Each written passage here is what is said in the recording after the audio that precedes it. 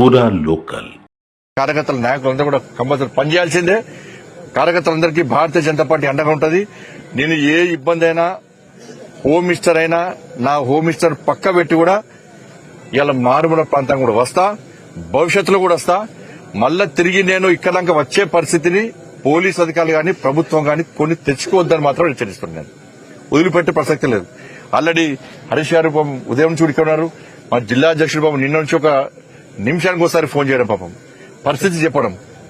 ఇవాళ నిన్నటి నుంచి ఇక్కడనే ఉండి భారతీయ జనతా పార్టీ నాయకులందరూ, మిగతా నాయకులందరూ కూడా, మా శ్రీనివాస్ గారు కంటెస్టెడ్ క్యాండిడేట్, అదిగా వెంకటేష్ నేత గారు వచ్చి పొద్దున అందరూ కూడా నాయకులు కార్యకర్తలు అందరూ కూడా ఇలా ఉన్నారు. భవిష్యత్తులో కూడా మధుకర్ కుటుంబానికి అండగా ఉంటామని చెప్పి సందర్భంగా తెలుపుతాను. ఇది నిర్భయ మావోయిస్టు ప్రభావిత ప్రాంతం. ఒకప్పుడు ఈ ప్రాంతంలో మండలాధ్యక్షునిగా పనిచేస్తున్న మధుకర్ లాంటి వ్యక్తే చనిపోవాల్సిన పరిస్థితి వచ్చింది, ఆత్మహత్య చేసుకోవాల్సిన పరిస్థితి వచ్చింది. బీజేపీ జెండా మోసే కార్యకర్తలు మరింత మనోవేదనతో ఉన్న ఈ సమయంలో మీరేం చెప్తారు? భారతీయ జనతా పార్టీ కార్యకర్తలు ఎప్పుడు మనోవేదన గురిగారన్న ఇంతకుముందు చెప్పిన ఉమ్మడి ఆంధ్రప్రదేశ్ లో మీరే చెప్పండి, ఉమ్మడి ఆంధ్రప్రదేశ్ లో నక్సలిజం ఉన్నప్పుడు ధైర్యంగా కొట్లాడిన పార్టీ పేరు, ఒక పార్టీ పేరు చెప్పన్నా, భారతీయ జనతా పార్టీ.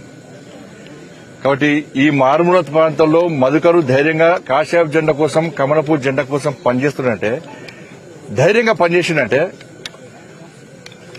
ఇటువంటి కార్యకర్తలు చాలా మంది ఉన్నారు. ఇటువంటి కార్యకర్తలు ఈ ప్రాంతంలో తెలంగాణ రాష్ట్రం మొత్తం ఉన్నారు, దేశం మొత్తం ఉన్నారు. ఈశాన్య రాష్ట్రాల్లో కూడా పనిచేస్తున్నారు, సరిహద్దులో కూడా పనిచేస్తున్నారు. మా కార్యకర్తలు సిద్ధాంతిస్తారు. భారత్ మాతాకి జై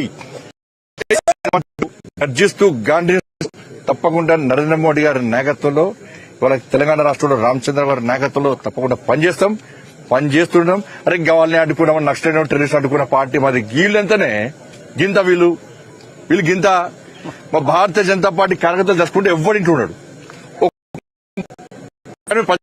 చేస్తాం. ఈ గుండాగిరికి, ఈ దౌర్జన్యాలకు మేము వ్యతిరేకం. మేము అన్నిటికీ భరించి కొట్లాడటం మేము, దాన్ని గుర్తుంచుకోవాలి. ఏం చెప్తారన్న హోంమంత్రిగా ఇక్కడికి వచ్చిన పరిస్థితి, ఎవరైతే ఈ బాధ్యులకు బలవన్మరణానికి కారణమైన వాళ్ళను అంతిమంగా మీ నోటి నుండి నేను మళ్ళీ చెప్తున్నా, 48 అవర్స్ లో కూడా అరెస్ట్ చేయాలి. చేయకుంటే ఏం జరుగుతుందో మీరు చూస్తారు.